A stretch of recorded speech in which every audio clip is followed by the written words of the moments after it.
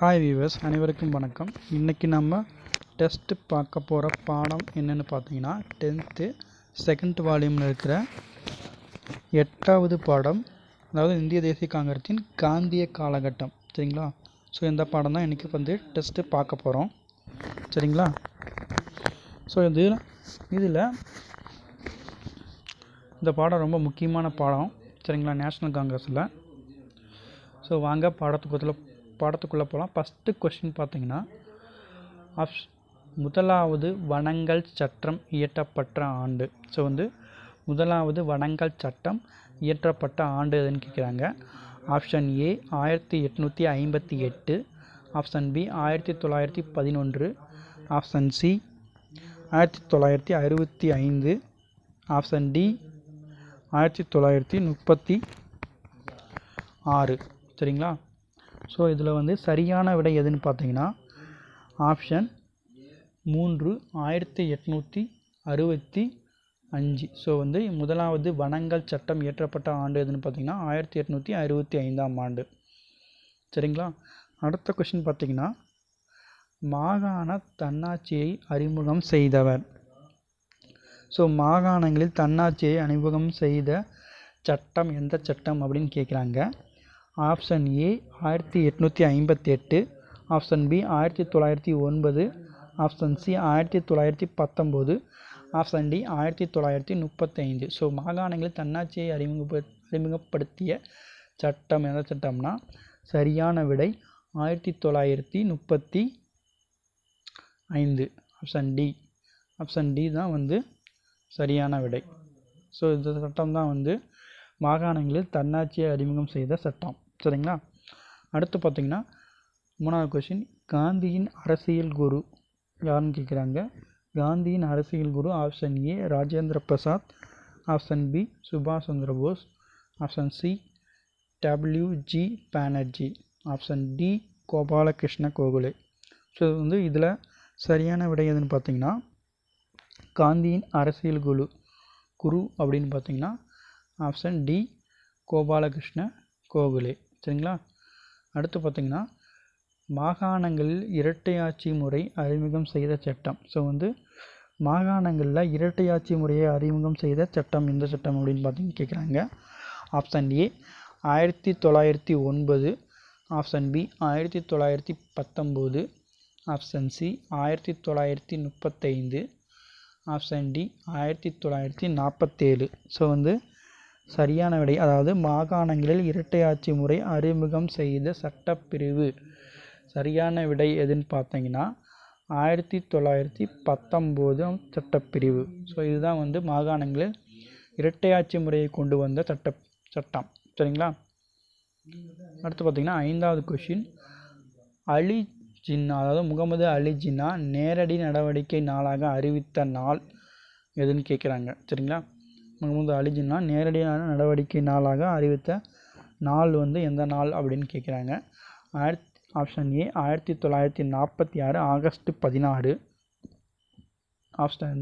Option B 1946 August 15, option C 1947 August 16, option D 1947 August 16.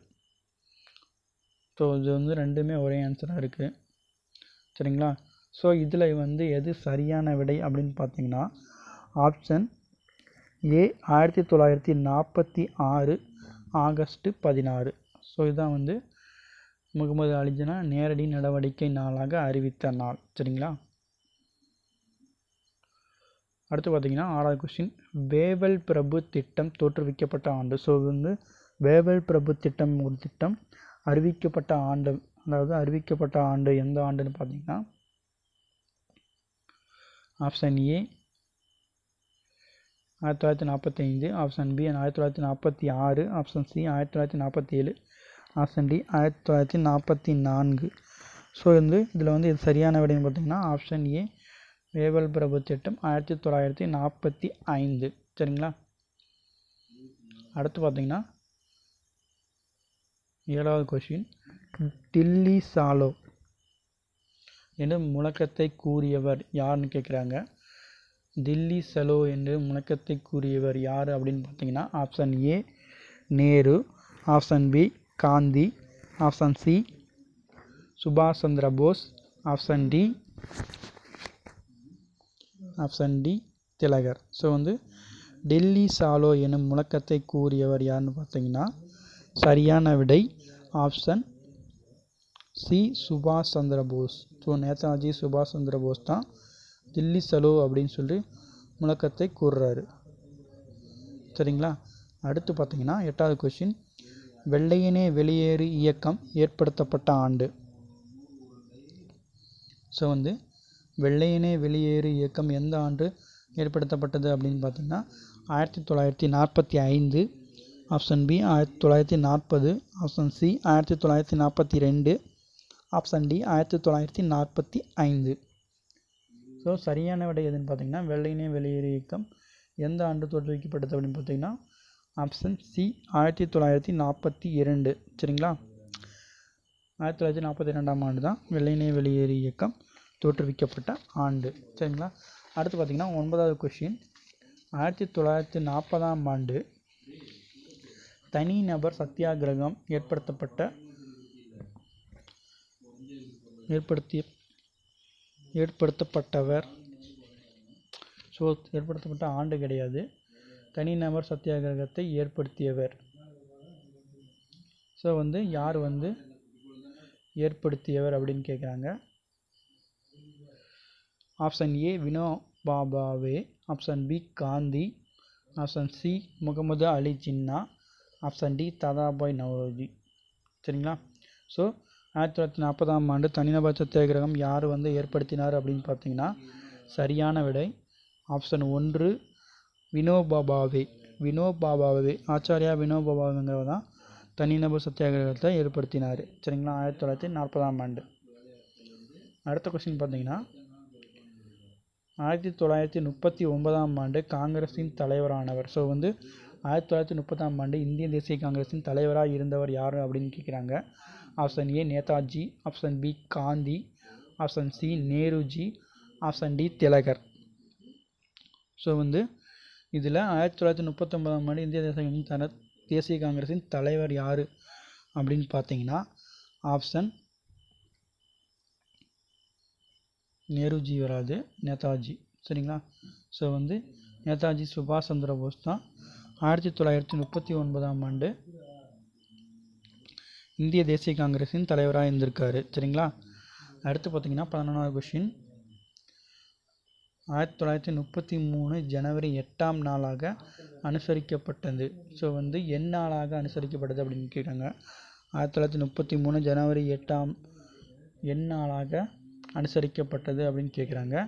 Option A சுதந்திர பெருநாள், option B நேரடி நடவடிக்கை நாள், ஆப்ஷன் சி மீட்பு நாள், ஆப்ஷன் டி கோவில் நுழைவு நாள். சரிங்களா? ஸோ சரியான விடை எதுன்னு பார்த்தீங்கன்னா 1933 ஜனவரி 8 என்ன நாளாக அனுசரித்தாங்கன்னு பார்த்தீங்கன்னா ஆப்ஷன்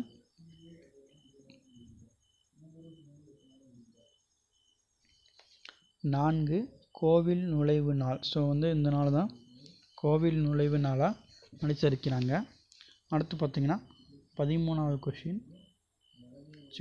கொஷின், காந்தியடிகளால் கருப்பு சட்டம் என்றழைக்கப்பட்ட ஆண்டுள்ள சட்டம். ஸோ எந்த சட்டம் வந்து காந்தியடிகளால் கருப்பு சட்டம் அப்படின்னு அழைக்கப்பட்ட சட்டம் எதுன்னு கேட்குறாங்க. கிலாபத் இயக்கம், வரிகொடா இயக்கம், நேரு அறிக்கை, ரவுலட் சட்டம். ஸோ காந்தியடிகளால் கருப்பு சட்டம் என்று அழைக்கப்பட்ட சட்டம் எதுன்னு பார்த்தீங்கன்னா ஆப்ஷன் டி ரவுலட் சட்டம். ஸோ இதுதான் வந்து கருப்பு சட்டம் என்று காந்தியடிகளால் அழைக்கப்பட்ட சட்டம். சரிங்களா? அடுத்து பார்த்தீங்கன்னா 13வது கொஷின், ஜாலியன் வாலாபாக் படுகொலை நடைபெற்ற நாள். ஸோ வந்து ஜாலியன் வாலாபாக் படுகொலை எந்த டேட்டில் நடைபெற்றது அப்படின்னு கேட்குறாங்க. Option A 1919 April 11, option B 1919 April 12, option C 1919 April 13, option D 1919 April 14. So சரியான விடை எதுன்னு பார்த்தீங்கன்னா ஆப்ஷன் 3 1919 ஏப்ரல் 13. சரிங்களா? அடுத்து பார்த்தீங்கன்னா 14வது கொஷின், ஜாலியன் வாலாபாக் படுகொலை எதிர்த்து தனது நைட்வுட் பட்டத்தை துறந்தவர் யாருன்னு கேட்குறாங்க. ஸோ வந்து ஜாலியன் வாலாபாக் படுகொலை எதிர்த்து நைட்வுட் பட்டத்தை துறந்த அவர் யாருன்னு அப்படின்னு பார்த்தீங்கன்னா option A Gandhi, option B Nehru, option C வஉசி, option D Rabindranath Tagore. So knighthood பட்டத்தை துறந்தவர் யார் பார்த்தீங்கன்னா சரியான விடை ஆப்ஷன் டி ரவீந்திரநாத் தாகூர். சரிங்களா? ஸோ ரவீந்திரநாத் தாகூர் தான் தன்னுடைய நைட்வுட்டுங்கிற பட்டத்தை துறந்தார். காந்திஜியர் வந்து கைசர் ஹி ஹிந்துங்கிற பட்டத்தை துறந்திருப்பார். சரிங்களா? ஸோ இவர் வந்து ஒரு பட்டத்தை துறக்கிறாரு. ரவீந்திரநாத் தாகூர் வந்து நைட்வுட்டுங்கிற பட்டத்தை துறக்கிறாரு. காந்திஜி வந்து கைசர் ஹி ஹிந்துங்கிற பட்டத்தை வந்து துறக்கிறாரு. சரிங்களா? அது புக்கில் இருக்குது, பார்த்துக்கோங்க. அடுத்து பார்த்தீங்கன்னா சௌரி சௌரா சம்பவம் நடைபெற்ற ஆண்டு. ஸோ சௌரி சௌரா சம்பவம் வந்து எந்த ஆண்டு வந்து நடைபெற்றது அப்படின்னு சொல்லிட்டு கேட்குறாங்க.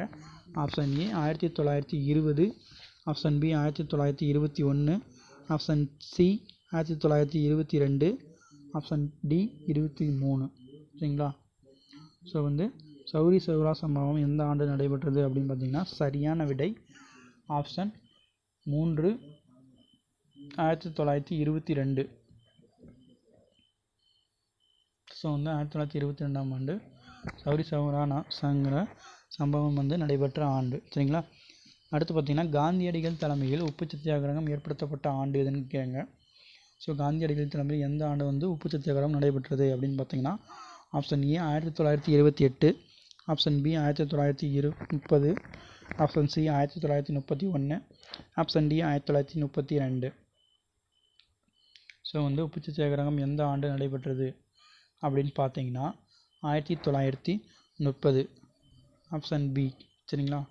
ஸோ இந்த ஆண்டு தான் வந்து காந்தியடிகள் தலைமையில் உப்பு சத்தியாகிரகம் நடைபெற்ற ஆண்டு. சரிங்களா? அடுத்து பார்த்தீங்கன்னா 17வது கொஷின், பூனா ஒப்பந்தம் ஏற்படுத்தப்பட்ட ஆண்டு. ஸோ வந்து பூனா ஒப்பந்தம்ங்கிற ஒப்பந்தம் வந்து எந்த ஆண்டு ஏற்படுத்தப்பட்டது அப்படின்னு கேட்குறாங்க. Option A 1928, option B 1930, option C 1931, option D 1932. So வந்து பூனா ஒப்பந்தம் எந்த ஆண்டு ஏற்படுத்தப்பட்டது அப்படின்னு பார்த்தீங்கன்னா சரியான விடை 1932. ஆப்ஷன் டி 1932 பூனா ஒப்பந்தம் ஏற்படுத்தப்பட்ட ஆண்டு. சரிங்களா? அடுத்து பார்த்தீங்கன்னா 8வது கொஸ்டின்,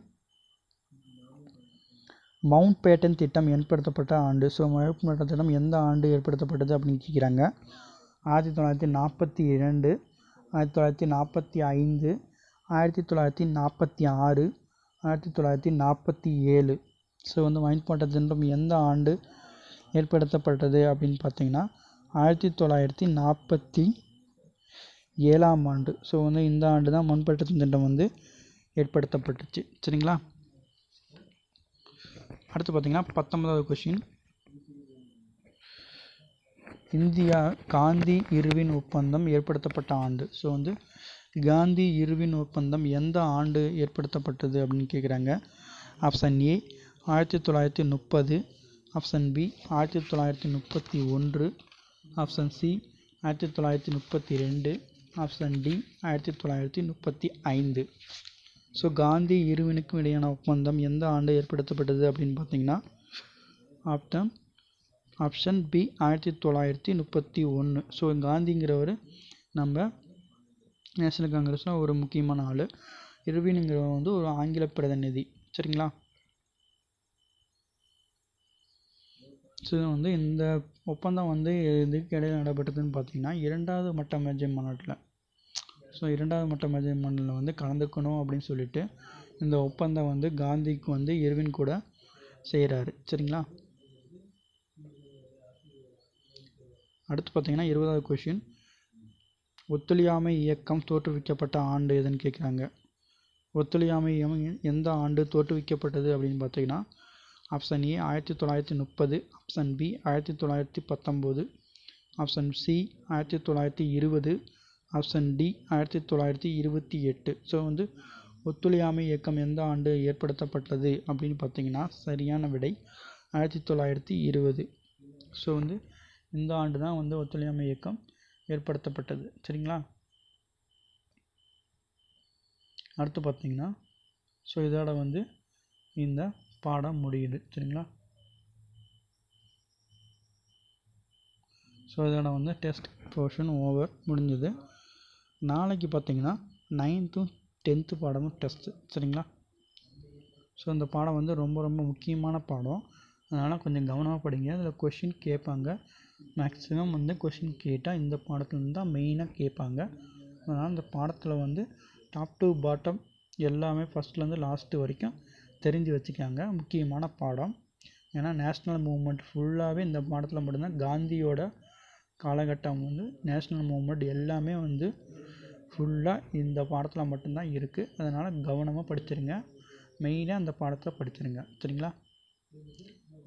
ஓகே வியூவர்ஸ், அனைவருக்கும் நன்றி.